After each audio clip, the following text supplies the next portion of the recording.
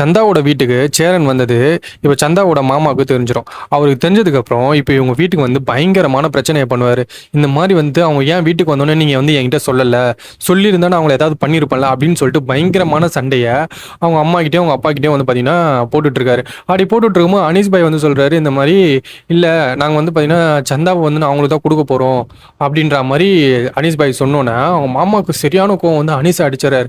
அதுக்கப்புறம் வந்து பார்த்தீங்கன்னா ரொம்ப நேரம் கழிச்சு தான் சந்தாவோட அவங்க அப்பா வந்துட்டு, நீ ஒரு 6 மாதம் மட்டும் வெயிட் பண்ணு, அவங்க ஒரு 25 லட்சத்தோட வந்து பார்த்தீங்கன்னா என் பொண்ணை கல்யாணம் பண்ணிக்கிறேன்னு சொல்கிறாங்க.